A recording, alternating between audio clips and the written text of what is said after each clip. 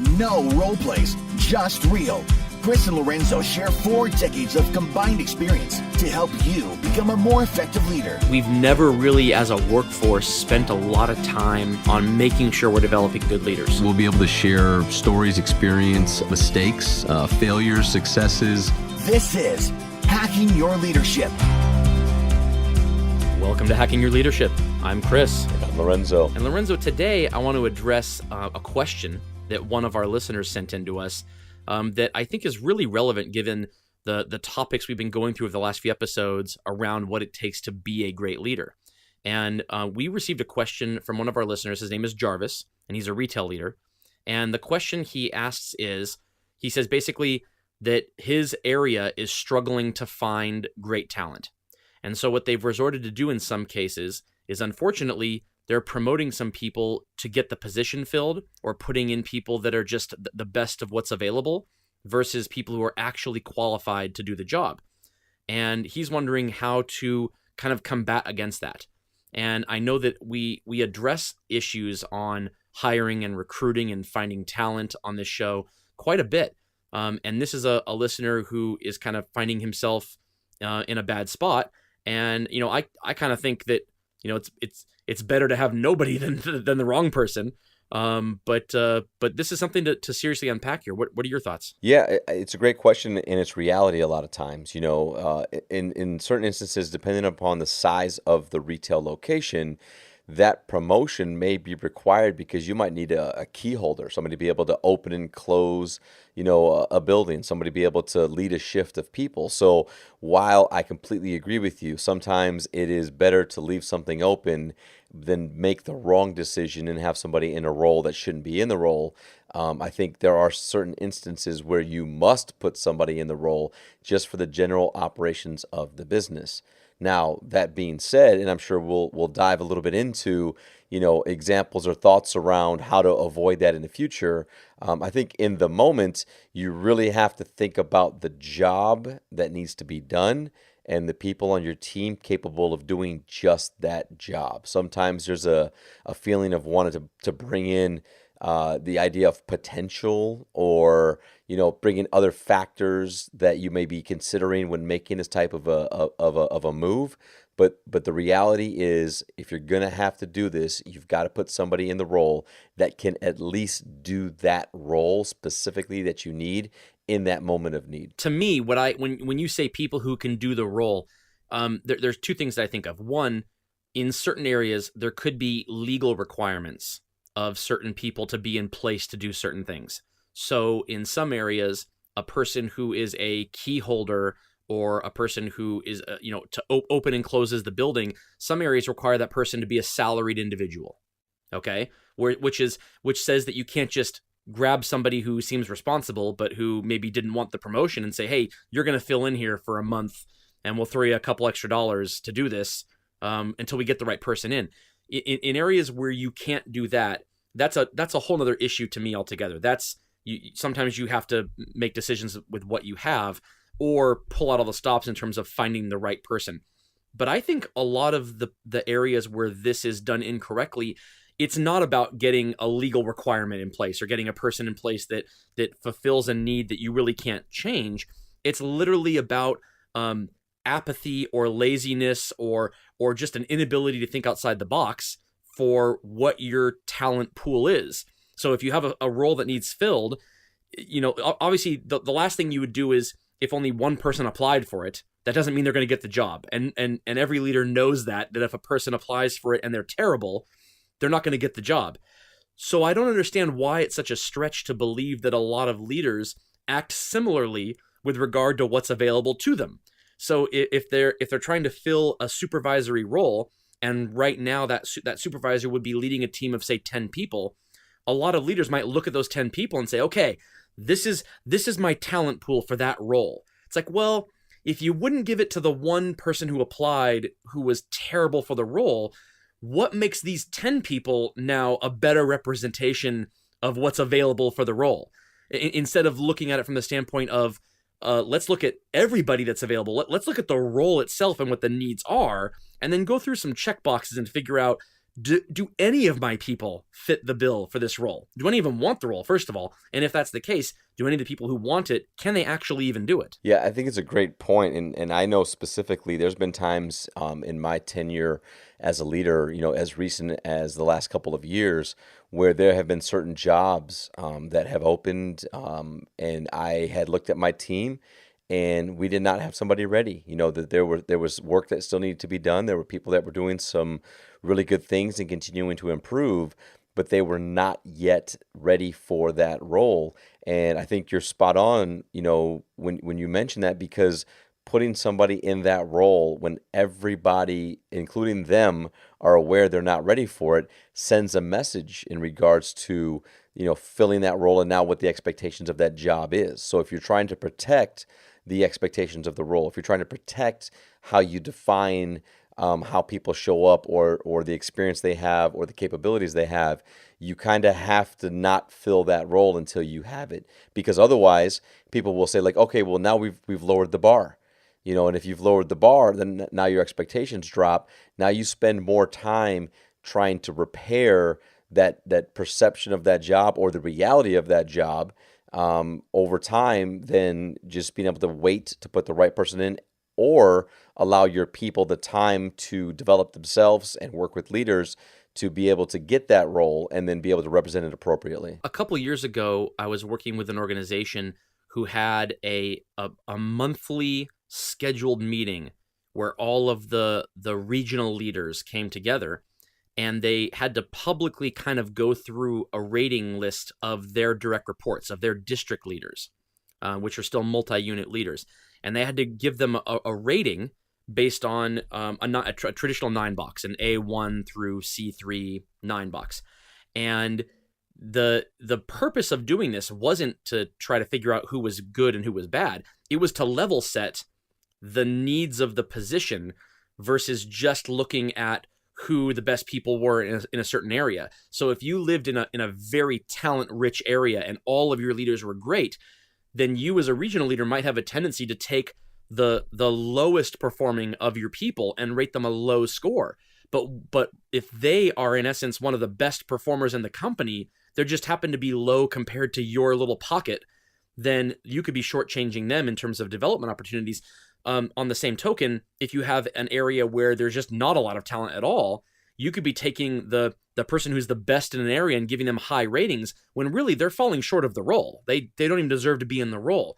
And by talking about it amongst a group with everybody, what we started to see was regional leaders saying, okay, I need to stop rating my people in relation to each other and instead rating them in relation to their preparedness for the role. And where that kind of piques my interest here is you talking about how you have people that report to you and whether or not they see themselves as prepared for the role. If they understand that the culture of the organization is that you compare each person to the readiness for the role and not to each other, then every person who potentially wants that role is going to start doing that in their own heads instead of comparing themselves to each other. So if you have a person who's not ready for the role and they are incensed when they find out they didn't get the role, what that typically means is they're looking amongst their peers and saying, I'm the best of my peers. And that may very well be true. Maybe they are better than all their peers. That doesn't mean they're ready for the role. And if all of your people can instead start to say, not how am I doing compared to Lorenzo or compared to Chris, it's how am I doing compared to what the requirements of the role are.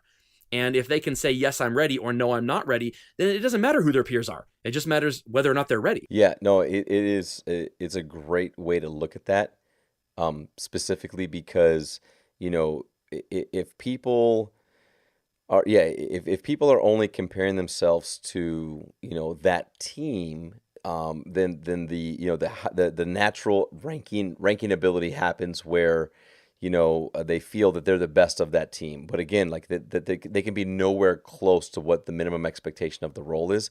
They just can't see it, right? So one of the things that I think in the question around struggling to find talent and then kind of having to resort to the talent on the team that makes it really, really difficult is the fact that there's great talent out there. there's great talent that can definitely be done, be found when looking at the right places. And in some instances, if you can't find it in the typical ways of what people apply to work for your organization, then you really have to get out there and recruit people that are not looking to work for your organization. And I know we've talked about that on previous episodes before around trying to redefine bias. So if somebody looks at your organization and they're like, "Oh, I don't see myself there," or "I thought you had to be this," or "I thought you had to have a passion for that," when what we're really looking for are people who are good at the tactical elements of the job and that are probably positive people.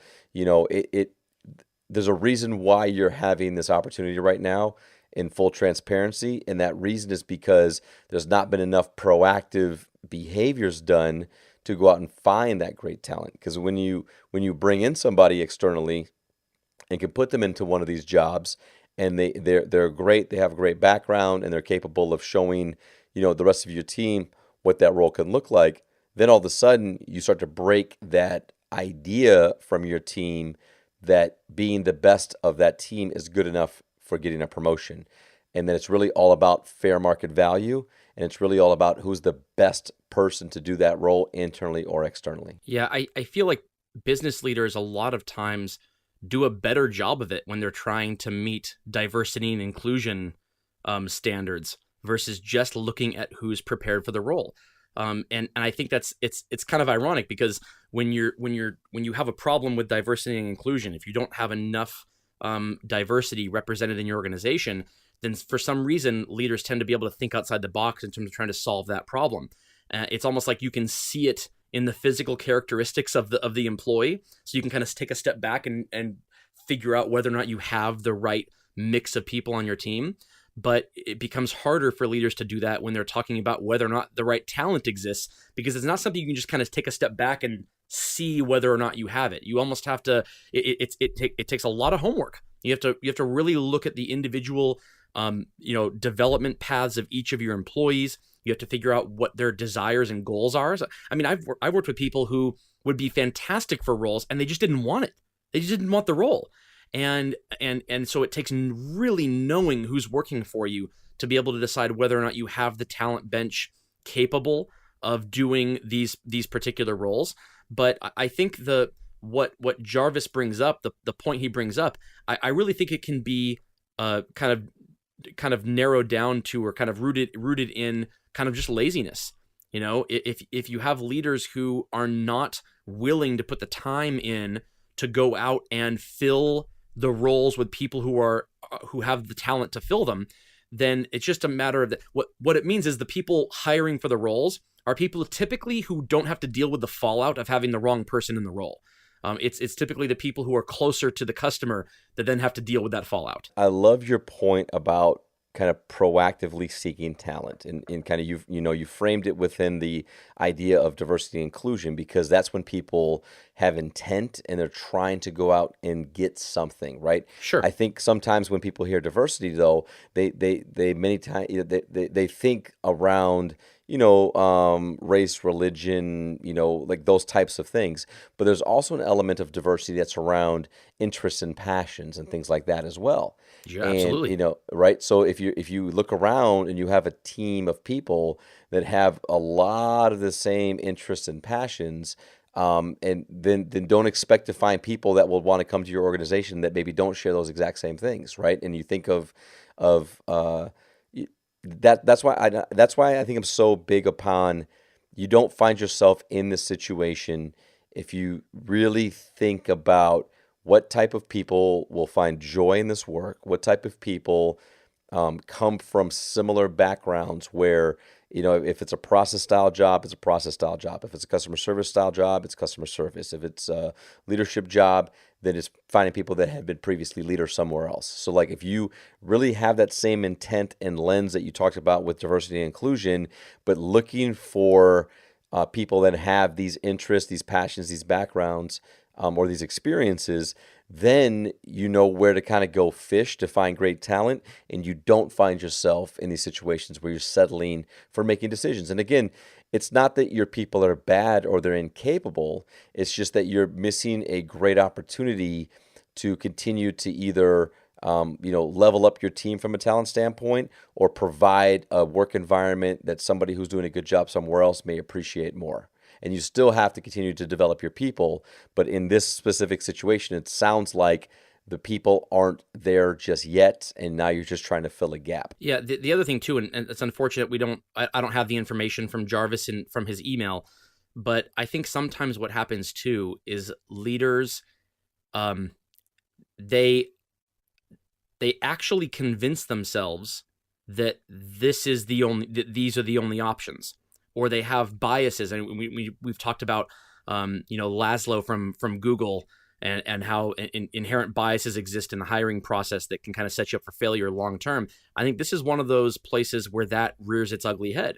And I think a lot of times you have leadership that either A is biased by the need to fill the role, like they feel like their role gets harder when they don't have this role filled. So they want to get it filled just so that they don't have to take on the extra work anymore. Because that's typically what's happening is whoever that person's leader is going to have to pick up the pieces or kind of fill the gaps until that role gets filled. And they have their own job to worry about, so they really want to get that position filled quickly. So that inherently is where one set of biases come from.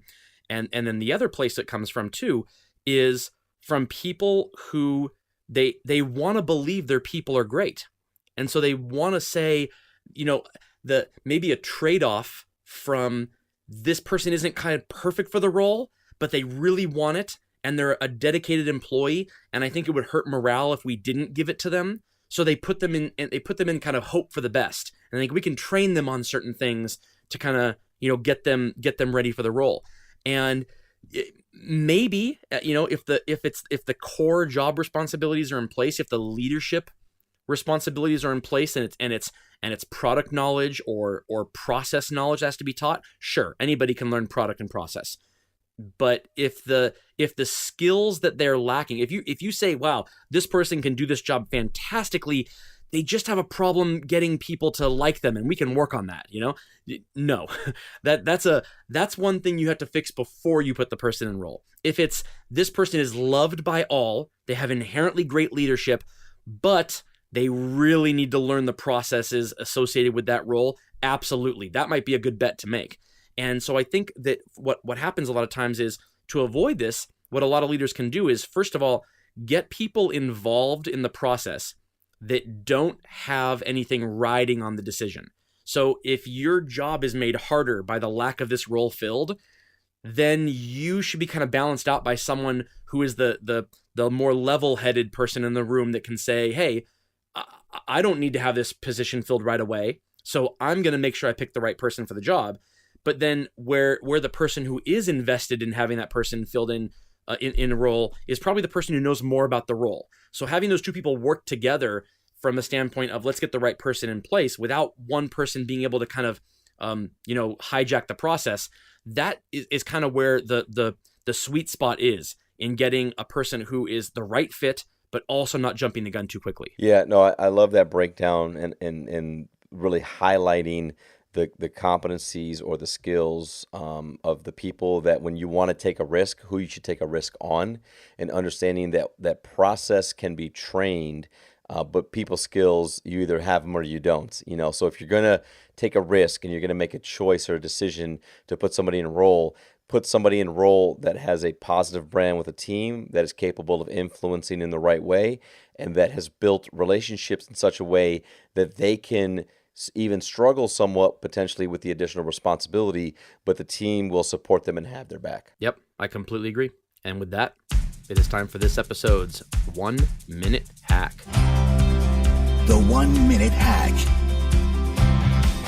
So for this episode's 1 Minute Hack, I kind of want to just give Jarvis some advice as he's making these decisions, because while we had some good conversation this episode around ways to prevent it in the future, things to do, and even, Chris, you broke down a little bit of what to think about when making this decision in regards to the talents or the capabilities of the people that you do have in place currently and you're looking to put into these roles.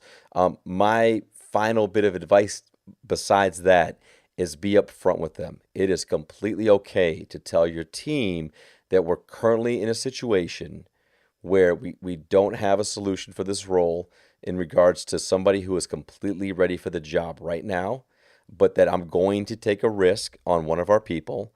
I'm going to put somebody in this role that's going to need help and support. I'm going to put somebody into this job that's going to make some mistakes and they're not completely ready yet, but it's going to require all of us to help them be successful and to take care of each other, because I want to make sure that our people get opportunities, even sometimes when they're not ready for them. But this is our responsibility now to make sure that we're all successful. So I think if you have that conversation with your team and with the person that you decide to put into that role, and you're upfront about it and you're transparent about it, I think you can create an element of buy-in and compassion to make sure that they get all the support that they need. I think that's a fantastic 1 minute hack, because it frames things in a way that really makes it obvious whether or not you can do that. So if you're listening to this right now and you heard what Lorenzo just said and you're thinking, I can't do that, they'll tear that person apart. What that means is that they don't like the person. It means that they're not a people person. They don't have a great relationship with the team. And so any mistake is going to be judged harshly and not, they won't be given the benefit of the doubt. If you're listening to that and thinking you have people on your team where you could do that, and the people they'll be leading, instead of tearing them apart at any mistake, are going to support them and help them along for their journey, then you know that can be a right decision. You have some people potentially that can fill that role. But yeah, I think it's fantastic, because it's a litmus test. If you can't say that about any of your people, then you don't have people that are ready to go in terms of their brand with the team. Yep, I completely agree. And with that, it brings us to the end of another episode. This is Hacking Your Leadership. I'm Lorenzo. And I'm Chris. And we'll talk to you guys next time.